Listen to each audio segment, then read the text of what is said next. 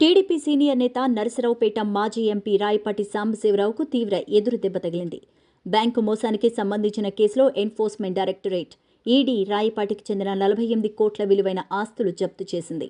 రాయపాటి సాంబశివరావుకు సంబంధించిన Transstroy India limited అనే contract సంస్థ బ్యాంకుల నుంచి రుణాలు తీసుకుని వాటిని తిరిగి చెల్లించకుండా మోసాలకు పాల్పడిందంటూ ఆరోపణలున్నాయి. ఈడీ వివరాల ప్రకారం రాయపాటికి చెందిన వ్యవసాయ భూములు, నివాస స్థలాలు వంటి ఆస్తులు జప్తు చేశారు.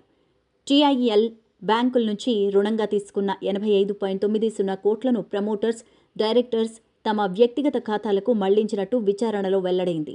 ఈ రుణాలను గ్రూప్ కంపెనీలు, షెల్ ఎంటీటీలకు తరలించి నిధులు మళ్లింపుకు పాల్పడ్డారంటూ ఈడీ ఆరోపించింది. టీఐఎల్పై బ్యాంకు అధికారులు ఫిర్యాదు చేయడంతో ఈడీ చర్యలు ప్రారంభమయ్యాయి. షెల్ కంపెనీల సృష్టి, అక్రమ నగదు బదిలీలు వంటి అనేక అక్రమాలకు కంపెనీ పాల్పడిందంటూ ఆ ఫిర్యాదులో పేర్కొన్నారు. కంపెనీ నిధులను తగిన ప్రయోజనాల కోసం ఉపయోగించుకోకపోవడంతో రుణ ఖాతాలు నాన్ పర్ఫార్మింగ్ అసెట్ ఎన్పీఏగా మారినట్టు ఈడీ తన నివేదికలో వెల్లడించింది. టీఐఎల్ కంపెనీ బ్యాంకుల నుంచి పొందిన క్రెడిట్ సౌకర్యాలను దారి మళ్లించడంలో కీలకంగా వ్యవహరించిందంటూ ఈడీ తెలిపింది.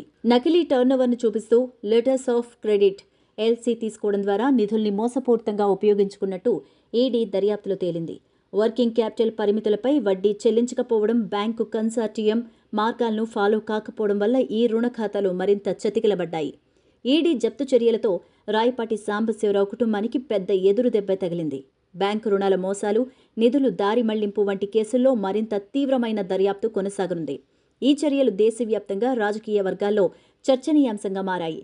రుణ మోసాలపై ఈడీ కఠినంగా వ్యవహరించడంతో ఇలాంటి అక్రమాలపై మరింత అవగాహన ఏర్పడే అవకాశముంది.